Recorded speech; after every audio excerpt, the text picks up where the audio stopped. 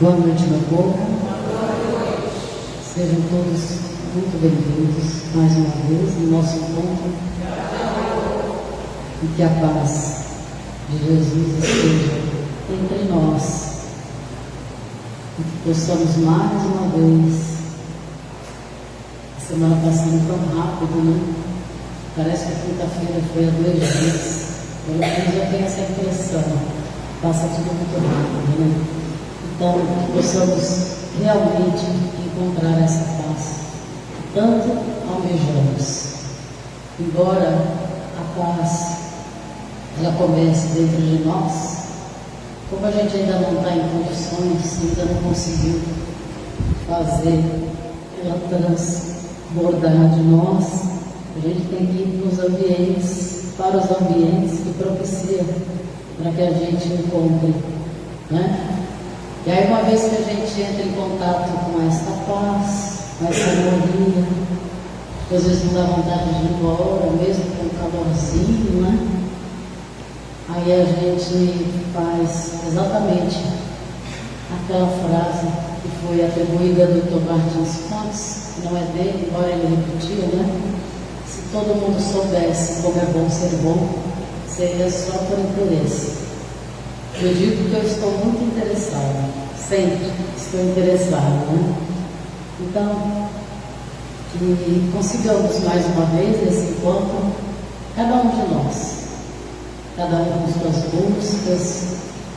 Eu não sei o que se passa no coração de cada um de vocês, mas a espiritualidade sabe, escuta e vai atender a necessidade de cada um, conforme realmente a sua necessidade, né? Porque tem coisas que a gente quer, mas, como diz um espírito em uma comunicação, ele diz que o remédio, às vezes, é um mal maior do que aquele que se apresenta, né? Então, a dor, a dificuldade vai embora quando cumprida a sua missão.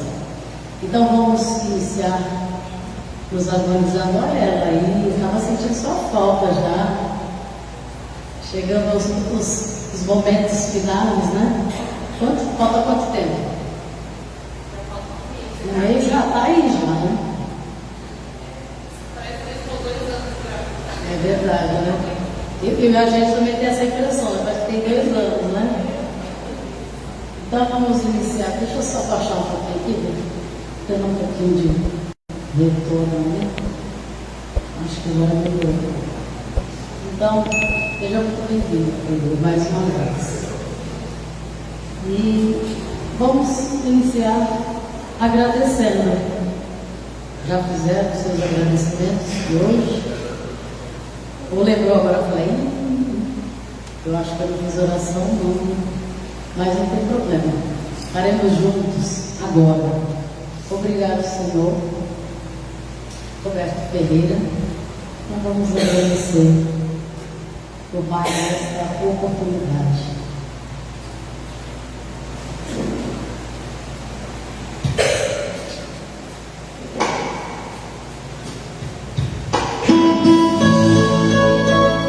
Sejam bem-vindos, povo de casa. Como que ajuda a gente nessa corrente?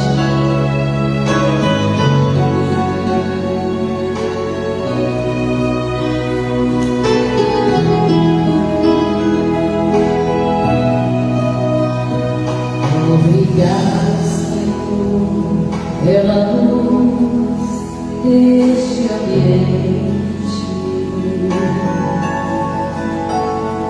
Obrigado, Senhor, pela paz que se faz presente. Obrigado, Senhor, pelo amor que vibra neste tempo. Obrigado, Senhor, que o teu perdão nos sirva de exemplo. Peço aos irmãos que aqui se reúnem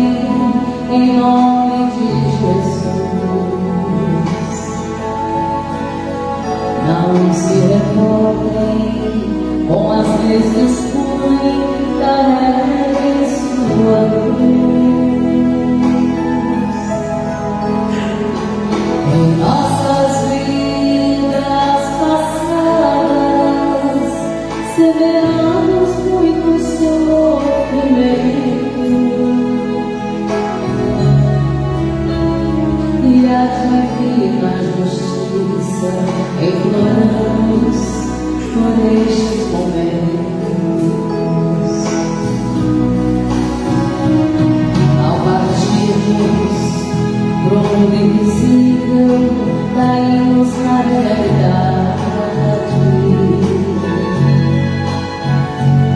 E o arrependimento indicido pela nossa maldade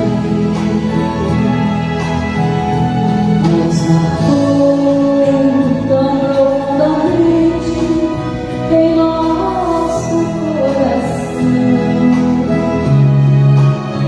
que imploramos desesperadamente o divino perdão. Já agradeceu por essa vida? Obrigado, Senhor, por esta nova oportunidade. Obrigado, Senhor, agradeço de todo o coração. De hoje em diante, Senhor, vou viver para a caridade. Tu ensinaste, Senhor, sem caridade não há salvação. De hoje em diante, Senhor, vou viver para a caridade. Tu ensinaste, Senhor, sem caridade não há salvação.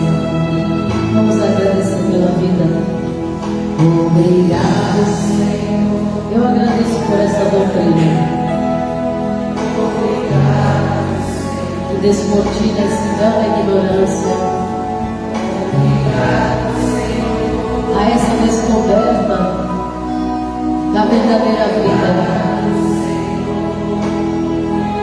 É só mais uma experiência que estamos tendo, importantíssima.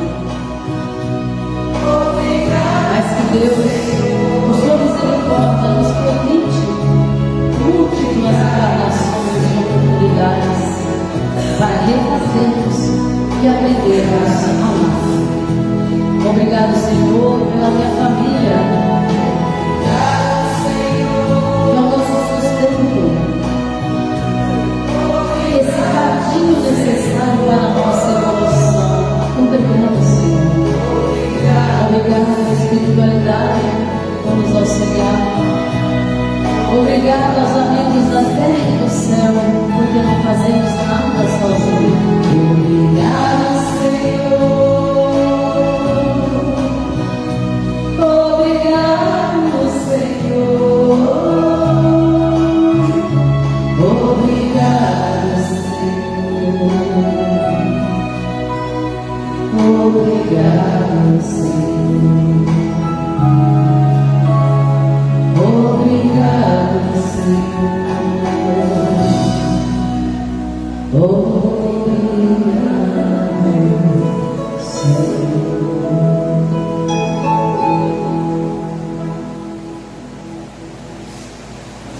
É tanto agradecer. E quando a gente começa a pensar em tudo que temos a agradecer, a gente fica até bem envergonhado, né, Márcia? Nos momentos da nossa fragilidade, da nossa pequenez, quando a gente reclama, se sente muitas vezes as piores das criaturas, mas somos preciosos aos olhos do Pai. Cada uma alma individual, sendo cuidada e zelada, né? Temos muito que agradecer. E essa canção fala, né, que muitas vezes a gente só desperta para essa realidade quando partimos para o mundo invisível. Aí a gente se arrepende, a gente faz promessas, deixa eu voltar de novo, vou fazer isso. A espiritualidade sabendo, fala, não, melhor, vou fazer só isso aqui, né? Tá bom, por agora. Não precisa de tantas provas, não. Vai ser trabalhador lá no evangelizador. Isso aí é mole. Mas é uma bênção, né? Na nossa vida a gente reconhece a tarefa é árdua, mas é uma bênção na nossa vida. Eu fiquei preocupada domingo de manhã aqui, porque eu perguntei quem estava com a mão na charrua. E ficou todo mundo parado, até os trabalhadores. Eu falei, eita, está preocupante, né? O que é charrua, né? Para quem não sabe, né? Uma música sempre explicava, mas eu acho que hoje em dia o povo está mais culto, né? Lendo bastante. E todo tempo a gente canta, quantos anos cantando essa canção? A charrua é o arado, né? Eu não sei para vocês, mas quando se fala em charrua, o que vocês pensam automaticamente? Eu já vejo o campo e lá a gente tentando arar o campo. Aí pensa que é isso, mas o trabalho é muito mais amplo do que a gente imagina. Isso é uma figuração, né?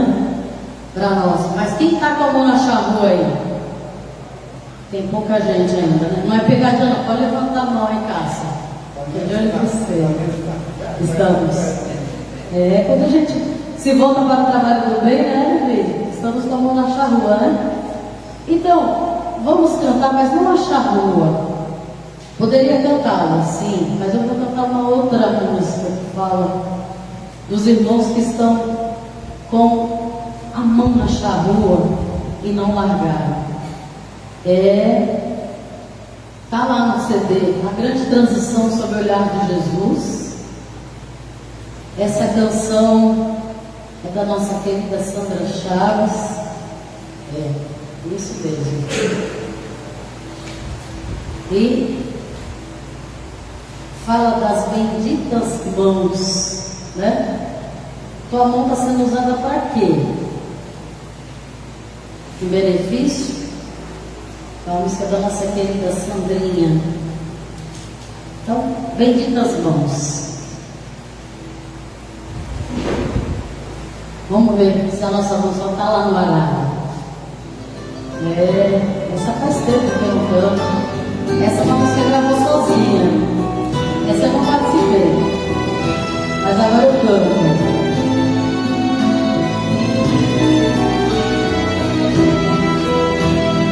Mãos que trabalham sem estar, paz e alegria na quem precisar. Mãos que acalentam o filho amado, vem junto ao bem com tanto cuidado. Mãos, mãos, mãos que levam consolo na dor, instrumentos que a natureza colocou a serviço do amor, instrumentos que a natureza colocou a serviço do amor.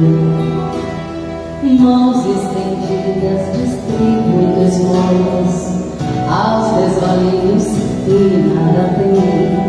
Mãos abnegadas em tantas escolas ensinam crianças a ser homens de bem.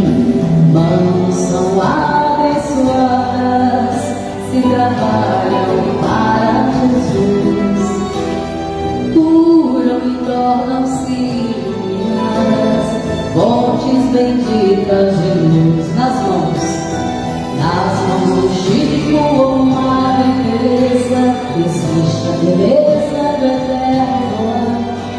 São duas apenas, mas valem centenas, pois conjugam o verbo amar. Mãos, mãos, mãos que levam consolo na dor, instrumentos que a natureza colocou a serviço do amor. Mãos, mãos, mãos que levam consolo na dor, instrumentos que a natureza colocou a serviço do amor, instrumentos que a natureza colocou a serviço do amor.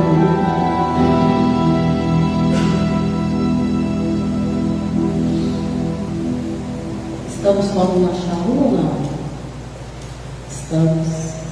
Aquele que distribui esmolas, aquelas mãos abnegadas que auxiliam as crianças, os professores, aqueles que trabalham para Jesus, aqueles que auxiliam os seus no dia a dia, servindo o alimento com amor. Então, estamos trabalhando e temos duas grandes referências aí, trabalhadores incansáveis, o nosso querido Chico, Madre Teresa e tantos outros. Duas apenas, mas que valem centenas. Ambas conjugam o verbo amar, não é? E a própria Madre Teresa disse que vale muito mais mãos que trabalham do que bocas que oram, não é? Então, olha só que profundidade. Vamos trabalhar, a espiritualidade precisa da gente. Nos induz, mas quem tem que colocar a mão lá? Quem tem que colocar a mão na charrua? Nós, né? Eu, para ficar mais séria, pode falar eu. Tome posse, né? Falar eu tenho que colocar a mão na charrua. Não é? Então, vamos mais uma canção e para que a gente se envolva, eu vou aproveitar nesse momento. A gente sabe de tantos irmãos que trabalham e uma das nossas referências também na doutrina, que é o nosso querido Bezerra que trabalha, né? Já não necessitaria estar mais entre nós, mas continua trabalhando. Mas vamos falar de um outro personagem para a gente aproveitar as vibrações deste momento e enviar a todos que necessitam. E nesse momento, envio em especial a minha irmã, que estaria aqui hoje, né, se estivesse em condições. Mas, para quem conhece a Helena, que a gente possa envolver, e que vocês também sabem que há essa necessidade. Porque, como diz a canção, as vibrações que circulam neste ambiente são importantíssimas. A espiritualidade vai canalizando, direcionando a quem necessita.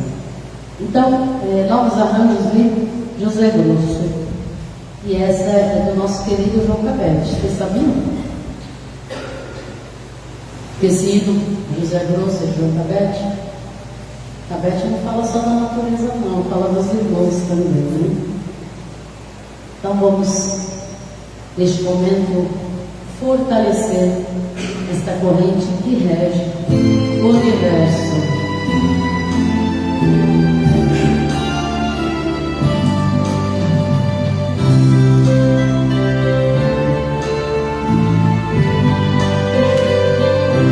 José Grosso também é uma figura importantíssima entre nós. José Grosso, irmão querido, bom semeador, teu caminho é tão florido, esplende amor, entre aplausos da alegria, vibramos nós, ao ouvirmos neste dia a tua voz, a vibração que se eleva no ambiente é oração para quem está doente, ó mensageiro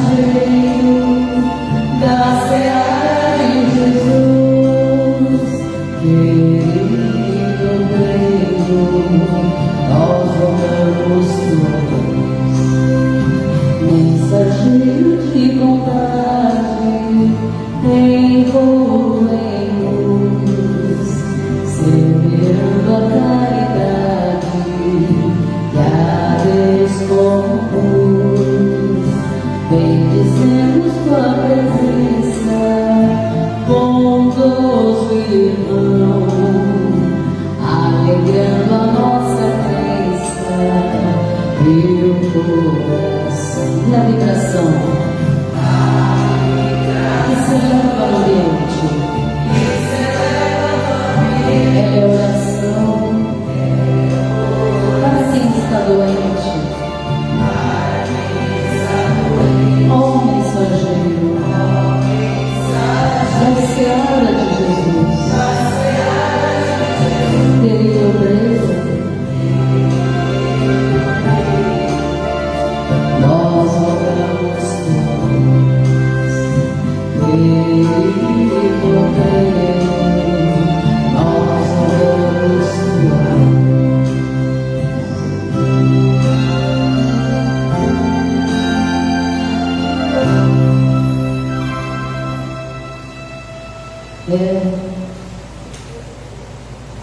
numa nova oportunidade, falaremos um pouco mais desse irmão, né?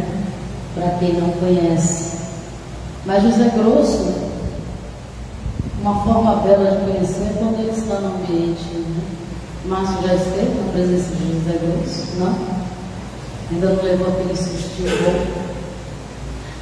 agradável, que nos impacta. A gente pensa até que vai ser arrebatado, né? É uma energia muito forte. Então, a gente tive essa alegria de poder ouvir o José Grosso se manifestar. A gente leva aquele impacto bom e aquela energia que te envolve e você não quer sair dela, né? A Dani já também teve essa experiência, alguns já tiveram essa oportunidade, né? Então, e a gente fala tanto de exemplos, não tem como falar num exemplo. Vamos ver se a Vivi captou. A Vivi anda até assim captando às vezes, né? Nosso contemporâneo. Eu sempre falo dele aqui, não tem como não falar dele. Que foi exemplo mesmo. Não precisou pregar a doutrina falando. Pregou a doutrina trabalhando. Nós falamos dele agora anteriormente. Quem? Chico. Exemplo e paz. O Chico, essa é uma canção do nosso amigo Sérgio Santos. O Sérgio tem tantas músicas que falam do Chico, né? O repertório é bem vasto. Só falando do Chico. Porque você pode fazer 3, 4, 5 CDs cantando só do Chico, ainda vai ser pouco, né? Tanta coisa para falar. Então, exemplo básico, está nesse CD também, novos arranjos do Cláudio, para a gente entrar também nessa corrente. Como eu sempre falo, o Chico recebeu esse apelido, Chico Amor. Né? Além de Cisto de Deus, Chico Amor. Pode soltar, né? Então vamos aproveitar essa canção, me toca também bastante. E vibrarmos juntos.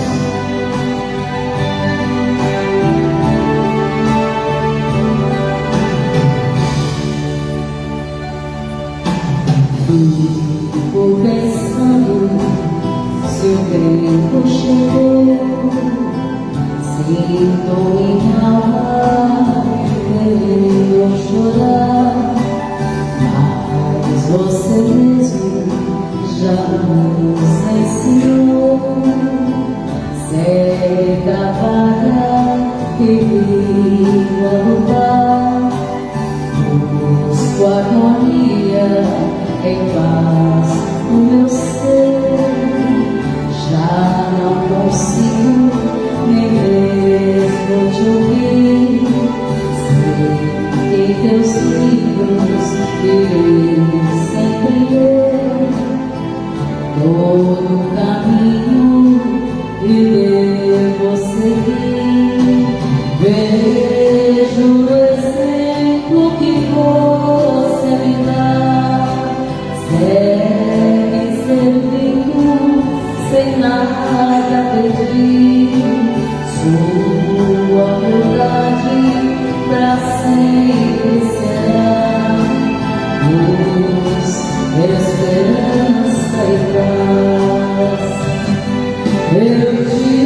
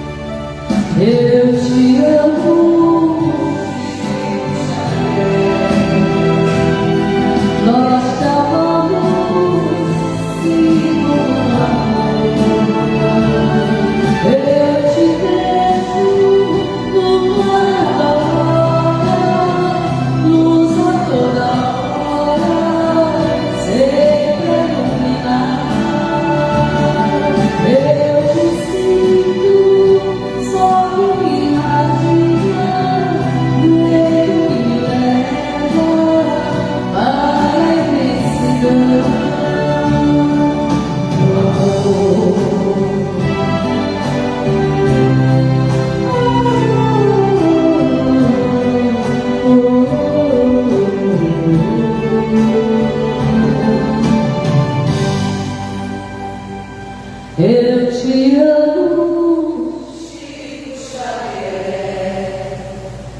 eu te amo, eu te vejo no clarão da aurora, luz a toda hora, sempre a iluminar.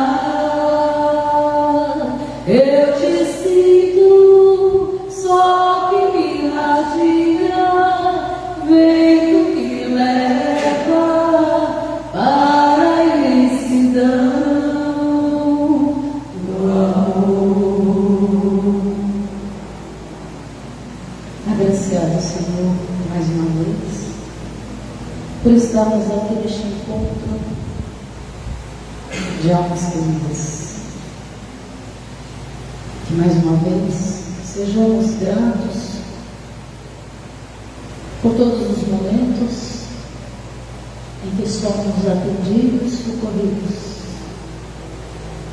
É uma certeza, Senhor, que até aqui Tu tens nos sustentado. Então, que nesse momento a espiritualidade que se faz presente possa envolver com muito carinho o nosso querido Márcio Luz, responsável pela palavra do teu Evangelho de hoje, Senhor. Muito obrigada, assim seja. Minha Márcia.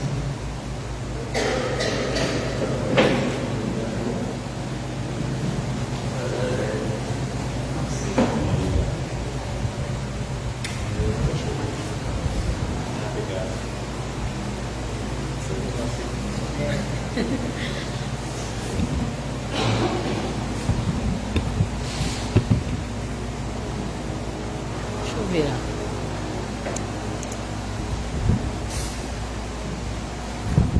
Boa noite, meus amigos. Deus abençoe a todos nós, que Deus possa inspirar cada um de nós a direção dele, que é o nosso destino, que é a nossa felicidade. Esse ano, mais precisamente lá em agosto, no dia 1º, o livro O Céu e o Inferno vai fazer 160 anos da sua publicação. Ele foi o quarto livro que Allan Kardec publicou e, na verdade, não é muito conhecido no nosso meio, não, entre os espíritos. Ele não é muito lido. Mas, na verdade, é um equívoco nosso. Deveria ser.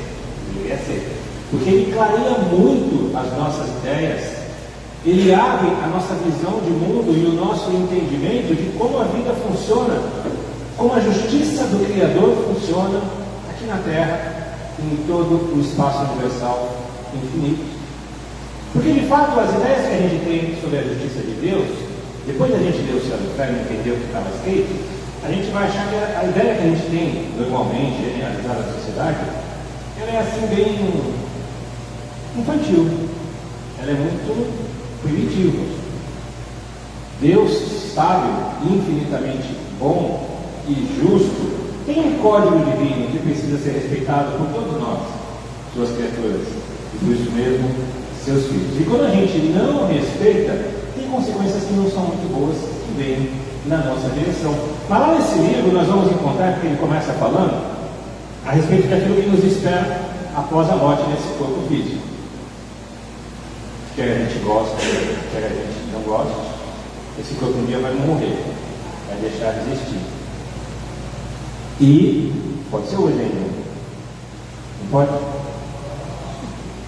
Tomara que não, né? Eu gostaria de ficar aqui, mas sei lá, uns 50 anos, eu estou com 51, tá bom, né? Mas pode ser que seja hoje. Talvez a gente não durma em casa hoje. E o que acontece depois? Talvez após o final do ano. Talvez após o final do ano. Talvez após o final do ano. Pode acontecer. E o que acontece depois que esse corpo morre? O nada? Tem muita gente que acredita no nada. Tem muita gente que diz que de fato é o nada. E olha só como Allan Kardec nos esclarece o problema, as complicações trágicas de se acreditar no nada. Porque se viesse o nada, depois da morte desse corpo físico, primeiro que tudo que a gente fez aqui não serve para nada. Os amores que a gente conquistou, os nossos esforços para desenvolver inteligência, para trabalhar, para ser honesto. Para que ser honesto? Para que se esforçar tanto? Para que se dedicar? Para que trabalhar? Para que construir as coisas? Para que construir relações? Se amanhã acaba tudo se perde. Não serviu para mais nada. A gente simplesmente desaparece. Mas não é só isso, tem uma consequência muito mais grave. Porque se o nada fosse de fato aquilo que nos espera após a morte do corpo físico, vejam só, sem ter uma consciência para nos julgar, para direcionar os nossos atos na vida futura, nós estaríamos literalmente livres de qualquer responsabilidade com compromisso moral.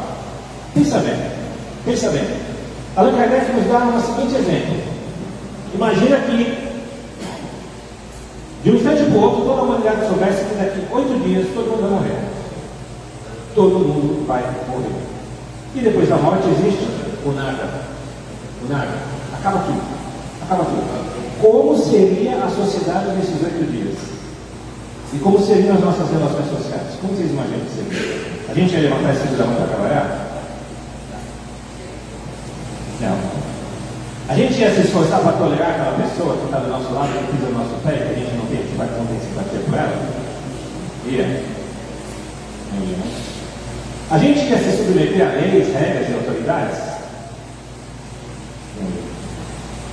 Muitos de nós, mas nem todos, têm no respeito ao próximo, no respeito às demais pessoas, um freio das nossas ações. Mas não são todos que têm. Muitos não ligam para isso, estão nem aí para isso. E muitos, sob uma pressão, como por exemplo, numa situação dessa, olha, daqui a 8 dias você vai deixar de existir, também não vão ligar mais. Seria um caos absoluto na relação social de toda a humanidade. Então essa ideia de que nós vamos deixar de existir e tem um nada depois, se ela causa esse caos coletivamente, isso é só uma situação hipotética, é verdade que ela faz isso individualmente, com aqueles que acreditam no nada depois da morte do corpo físico. Porque eles não têm onde apoiar o seu compromisso moral. Para quê? Para que se sacrificar e abrir mão dos seus interesses, dos seus prazeres, do seu lazer, do seu bem-estar pessoal, em favor dos outros? Faz sentido disso. De quem eu não conheço? Para que isso? Para que se submeter a rigores e muitas vezes sacrifícios? Eu tenho que aproveitar a vida o máximo possível. E se tiver que passar por cima de alguém, que seja. Paciência, a vida é do mais forte, dos mais espertos, dos mais sábios. Se tiver poder suficiente para contornar as leis, vamos fazer isso. Porque a gente tem que usufruir, porque daqui a pouco a gente morre, pode morrer hoje mesmo. E aí acabou. Então, tem que aproveitar. Né? Tem alguns colegas que me falam isso, colegas de trabalho. Cara, tem que aproveitar. A vida é uma só. Daqui a pouco acaba. Então vamos aproveitar. Seria assim, teria fundamento. Se não existisse um futuro, se não existisse um dia de amanhã. O problema é que o corpo vai morrer. Isso aqui vai deixar de existir. Mas nós não. A nossa vida não vai se interromper, nem pelo mais breve lapso de tempo. Continuaremos existindo e arcando com as consequências de tudo que fizemos aqui e agora. O dia de amanhã é uma consequência imediata e direta do que estamos fazendo hoje. Isso muda tudo. Muda tudo. Porque mesmo que a morte venha hoje, amanhã, daqui a 8 dias, sei lá quando for, nós continuamos responsáveis pela nossa vida, pelo nosso futuro e pela nossa felicidade. O dia de amanhã vai devolver tudo aquilo que nós estamos dando para a vida hoje. E aí Allan Kardec aborda um outro ponto lá no livro Céu e Inferno, que é o medo da morte. Por que a gente tem medo da morte? Às vezes nem a gente faz a favor mesmo. Horror. Você sabe que, falando com um cliente esses dias, ele tem uma parte do meu trabalho lá que é fazer planejamento sucessório. Quando a pessoa tem muito patrimônio, né, vai deixar patrimônio para os herdeiros, a gente ajuda ele a planejar essa sucessão. E ele me respondeu mais ou menos assim: ah, não, estou muito novo, não planejo morrer agora. Não planejo desejo morrer. Não está nos meus planos morrer. Eu entendi assim, eu disse que eu ia fazer a risada. Está nos planos de quem morrer? Ninguém deseja morrer, né? Exceto quando a gente está com a vida muito difícil, algum desequilíbrio, daí a gente planeja o nosso suicídio, mas em condições normais ninguém deseja morrer. Mas eu entendi que ele estava querendo dizer assim, não, pelo amor de Deus, me livra desse assunto. Não quero nem falar nisso. Tira isso de mim. Deus me livre. Eu morrer não quero falar nisso. Porque é um medo natural, é um medo que brota sem pensar, e às vezes é um pavor da morte. Da onde é que vem isso? Allan Kardec nos orienta, nos ensina a respeito de dois fatores. Primeiro, o instinto natural que Deus colocou em nós de querer viver. O instinto de sobrevivência. A gente precisa viver. Nós saímos do espaço universal infinito, que é o nosso lugar mesmo, a casa do Espírito, espaço universal, e adentramos para viver nesse corpo físico, para participar com outras almas que fazem parte da nossa família espiritual, das mais diversas circunstâncias da vida aqui na sociedade, para desenvolver a nossa inteligência e o nosso sentimento e chegarmos mais perto de Deus. A gente precisa estar aqui, precisa ficar aqui. E aí o Criador colocou um instinto de conservação, para que a gente permaneça vivo. Porque se não fosse assim, a vida muitas vezes é dura, não é? A vida é difícil, é pesada, é espinhosa. E mesmo com o instinto de conservação, mesmo com o desejo de querer viver, muitos de nós já abreviam a sua vida, não aguentam, não conseguem suportar o peso da dor da existência e acaba abreviando por mais diversos motivos. Imagina se não tivesse então o instinto de conservação. Toda hora, todo dia, a gente já está pensando, chega, não aguento, vou tirar isso aqui. Então Deus colocou, ciente já disso, esse instinto de conservação, para que a gente queira viver. Então, quando se aproxima um instante da morte, instintivamente a gente, opa, não quero ficar aqui, preciso continuar aqui. E o segundo motivo é a ignorância a respeito da realidade da nossa vida. Porque nos ensina Allan Kardec, quanto mais a gente se aproximar na nossa cabeça, do nosso conhecimento, do nosso entendimento, do que acontece após a morte do corpo físico, quanto mais isso estiver claro para nós, e por antecipação a gente reviver isso aqui na nossa mente, a morte não nos terá nenhum incômodo. Receberemos o final da nossa existência corpórea com a mais absoluta tranquilidade e naturalidade, ciente de que é uma breve passagem, que já fizemos muitas vezes e que vamos ter que fazer tantas outras vezes.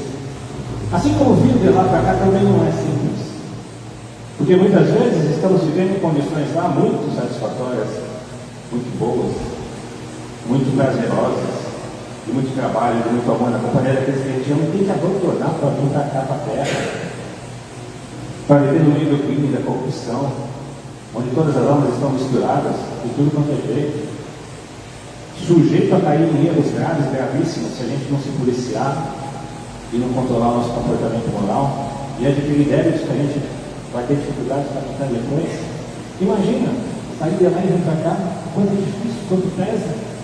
Lá no livro Missionários da Luz, capítulo 11, 12 e 13, se não me engano, vai falar sobre a reencarnação de Segismundo. Dá uma olhada depois. Ele sabia que tinha que vir, ele queria vir, mas na hora da reencarnação, de iniciar o processo, ele se juntar ao feto que estava sendo óbvio que seria fecundado, daí a origem ao feto, ele ia se juntar à injustiça. O medo, a dúvida, o receio, o não querer, ele poderia até ter causado um aborto espontâneo, se ele persistisse daquele jeito, olha só. Então, vir lá para cá também não é fácil. Também existe esse receio. O processo de volta também é duro, a gente sabe disso. Mas ensina a Kardec, quanto mais a gente conhecer, quanto melhor entender como é a vida, do outro lado da vida, fora do corpo físico, mais simples, mais fácil, mais natural, vai ficar esse processo para nós. Daí, o medo da morte vai simplesmente deixar de existir, vai desaparecer, por conta da nossa consciência vai estar iluminada.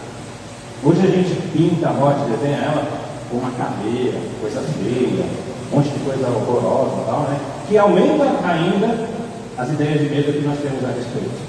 Mas quando compreendemos a beleza, a maravilha da vida e o quanto é possível ser feliz, muito mais, uma vida muito mais brilhante, muito mais intensa do que essa aqui, e muito mais feliz também. Deixaremos de ter horror a esse processo de transição. E aí continuando Kardec falando sobre as ideias de céu, de inferno e de purgatório. Porque como que normalmente a gente imagina o céu hoje? As pessoas lá, tudo de branco, sem fazer nada, andando ao redor de um lago, Deus sentado no trono, um velhinho de barba branca, uma ociosidade danada. Será que é assim que é o céu? Será que é isso que é o céu? Aí os Espíritos vieram nos orientar, eles vieram nos ensinar que Deus criou todos nós de um jeito simples e ignorante. Ele não criou seres diferentes, todos iguais, porque Deus é justo. Isso significa que Ele não criou anjos quando Ele. Aqueles seres que já nasceram perfeitos, destinados a cumprir a sua vontade de Deus, não criou eles assim. Eles conquistaram essa comissão ao longo dos milênios, dos milhões de anos, das experiências incontáveis. Desenvolveram o sentimento de amor, desenvolveram a sua inteligência, até chegarem a esse ponto, onde eles são ministros do Criador. Cumprem a sua vontade, estão emanados a Deus, cumprem sua vontade no espaço universal infinito. O maior de todos que nós conhecemos, nosso Senhor, Jesus. Estão emanados com o Pai, que Ele nos disse, eu e o Pai somos um. Ou seja, faço única e exclusivamente a vontade do Criador. Mas Ele não foi criado assim. Ele não nasceu desse jeito.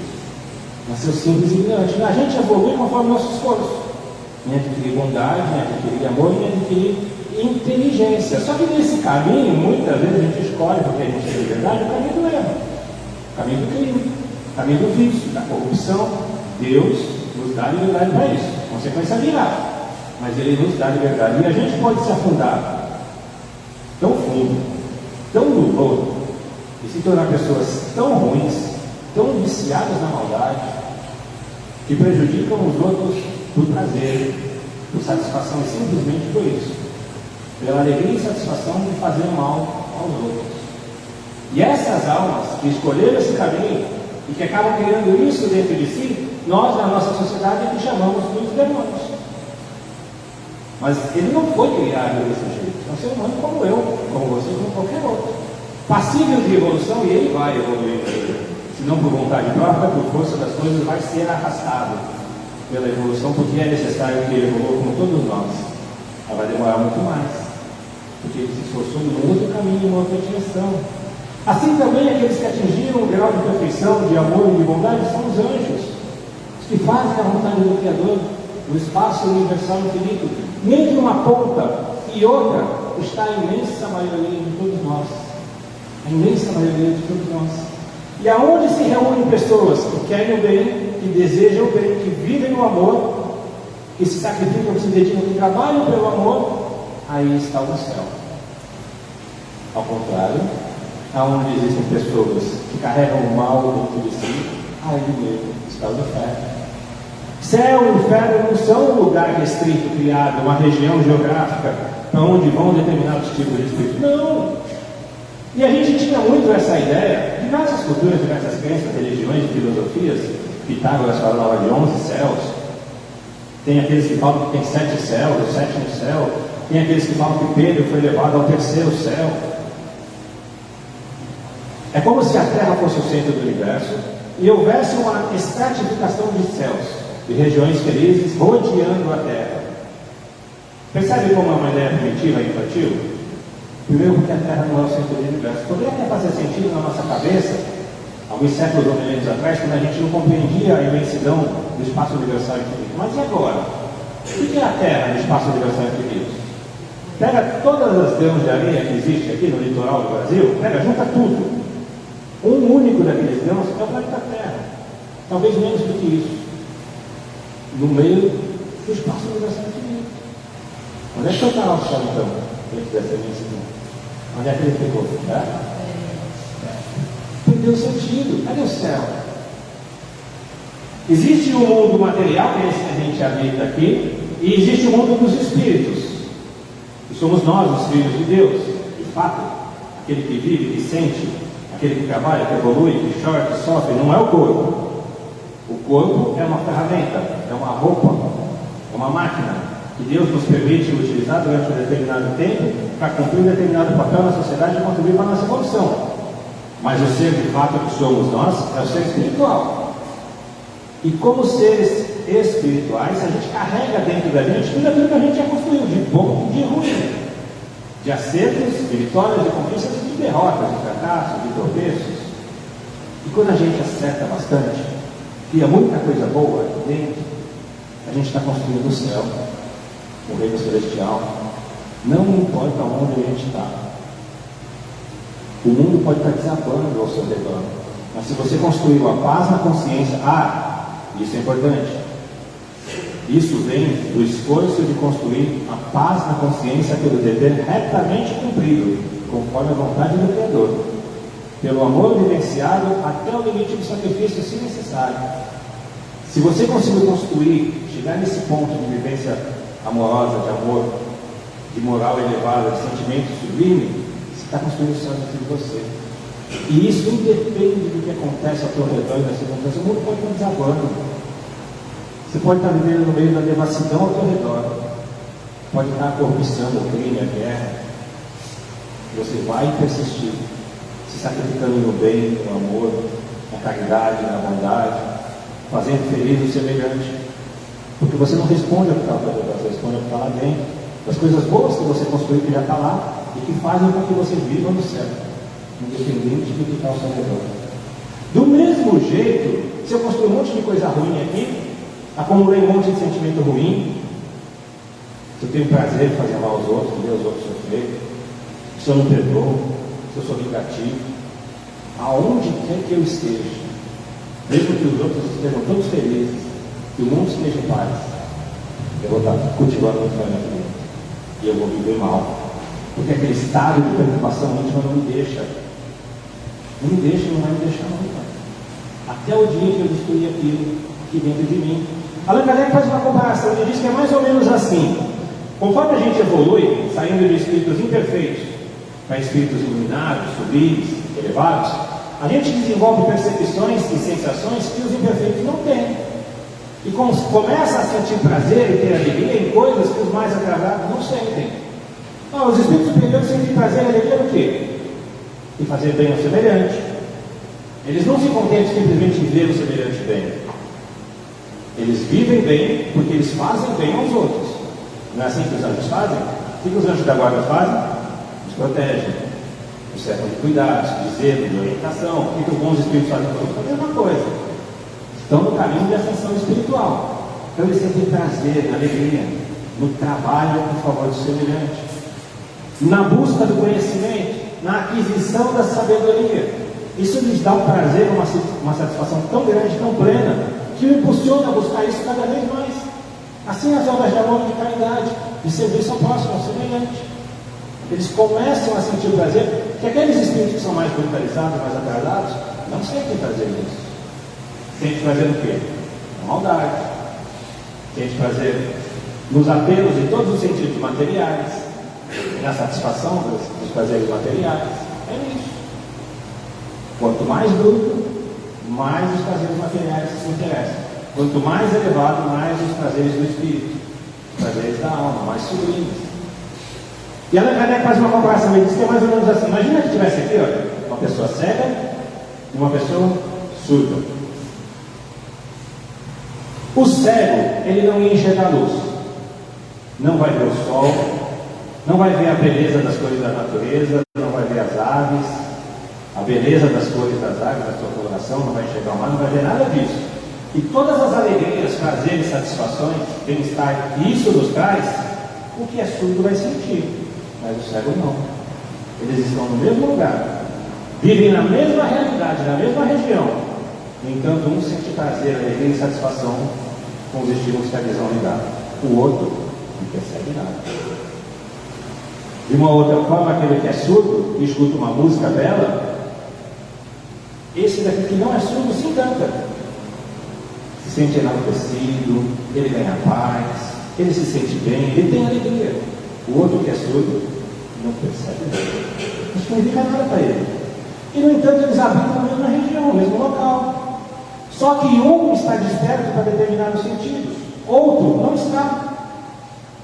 Entende que céu e inferno não depende do lugar, da região geográfica, mas do que você tem dentro de si, da sua capacidade de perceber o que é belo, o que é bom, o que é justo, o que é elevado, o que é sublime, e viver nisso, ou captar aquilo que é ruim, que é desgostoso, que te afunda, que te joga no lodo, e você capta aquilo e vive daquele jeito. O que está diferente? O lugar, as coisas, os estímulos? Não. O que cada um está carregando dentro de si. É por isso que cada um de nós pode construir o céu e o inferno a qualquer momento. Isso é uma decisão. Céu e inferno é uma decisão? É uma decisão. Eu decido se eu quero continuar vivendo nas sensações inferiores, tristes, que me esmagam, nos sentimentos ruins, por mais que eu esteja viciado naqueles sentimentos ruins, porque são coisas que talvez eu esteja fazendo há milênios, e aí eu vou ter que ter uma força de vontade bem grande, uma perseverança, uma persistência, buscar a oração, a meditação, o entendimento, o conhecimento de mim mesmo, para mudar aquilo que é ruim, que está dentro de mim, que eu não quero ter mais. Mas é uma decisão que eu preciso tomar. E eu também posso decidir começar a construir esse reino celestial. Perdoando. Ah, mas eu vou ter que perdoar. Ah, não. Isso eu não vou fazer. Mas foi muito ruim o que fizeram comigo. Ah, mas eu não. Só a ideia de perdoar já me revolta. Pois é. Eu vou continuar me falando desse jeito. Porque se a gente quiser construir o céu e viver no céu, nós vamos ter que perdoar sim. Porque não tem outro caminho.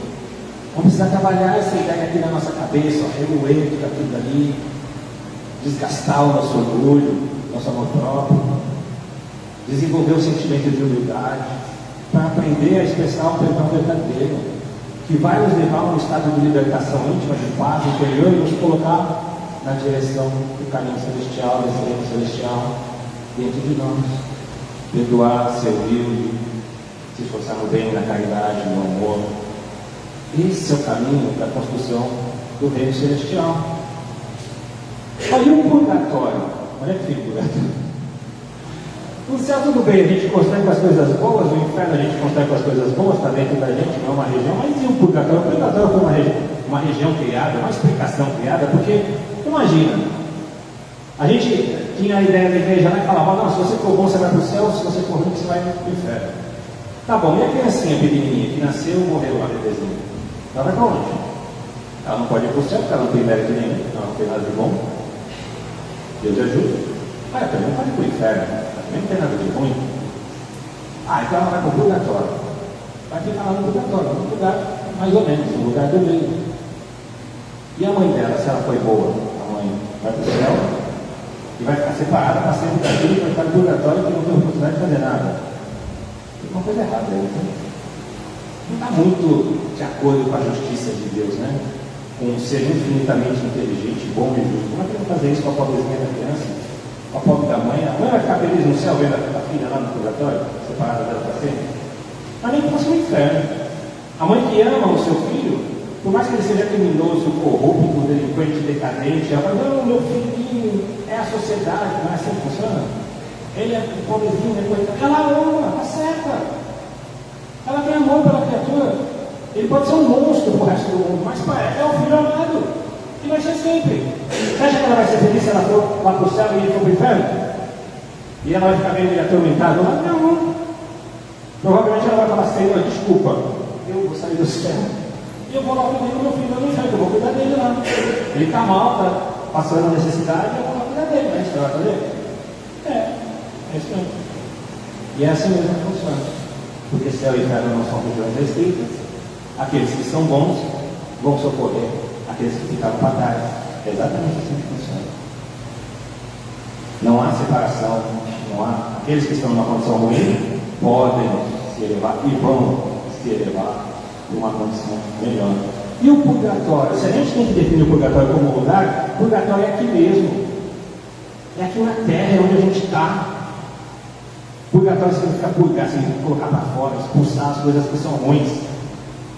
É isso que a gente está tentando fazer aqui. Durante esse espaço de tempo que a gente fica aqui reencarnado. Tentando botar para fora as coisas ruins que tem para a gente. para conseguir merecer construir um ambiente íntimo celestial dentro de nós e merecemos habitar na companhia daqueles, porque semelhantes se atraem, que terão os mesmos bons sentimentos que a gente, depois que a gente conseguir construir isso aqui dentro de nós.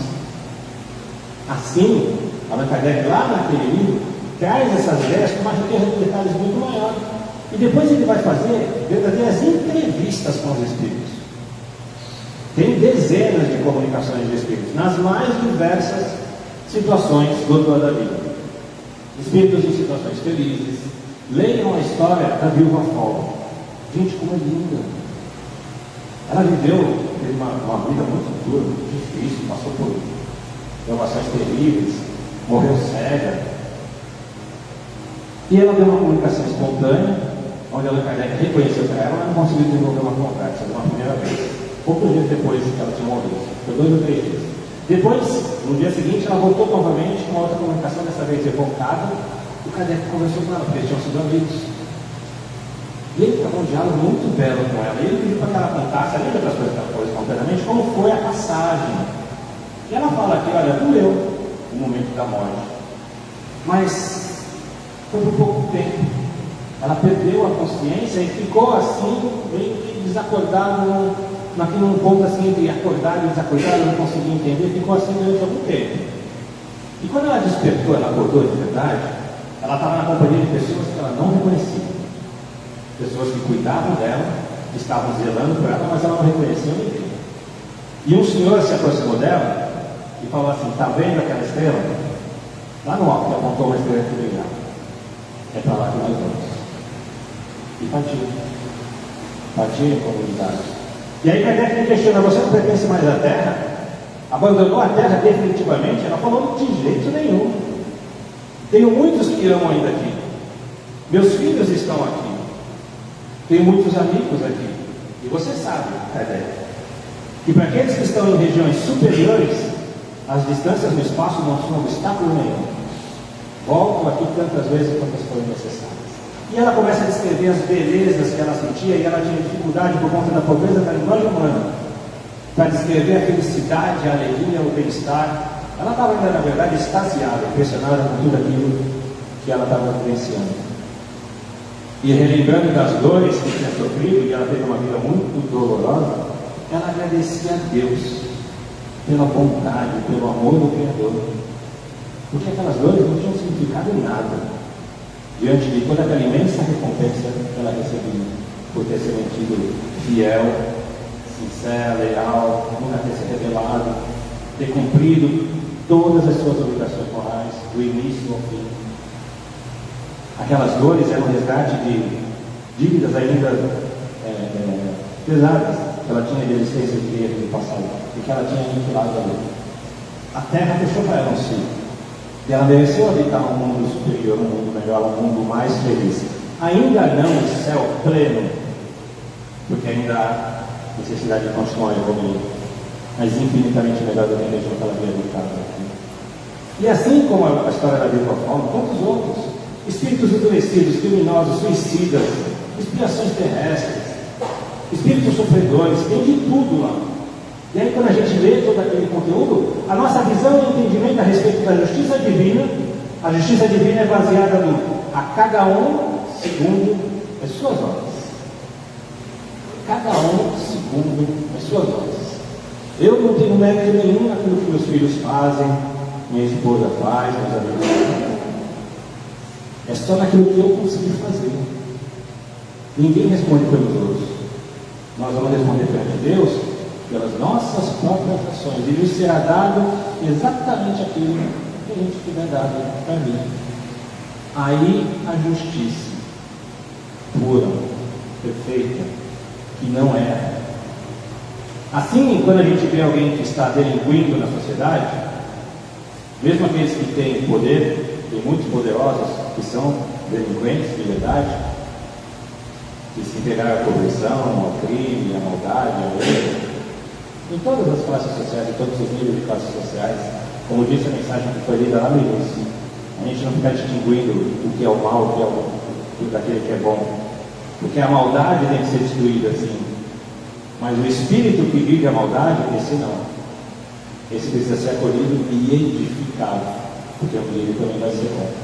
Que nosso Senhor Jesus Cristo abençoe todos nós, que Ele nos inspire, que Ele nos ilumine e que nos ajude todos os dias em nossa vida, aqui, nesse corpo ou fora do corpo, mas que a gente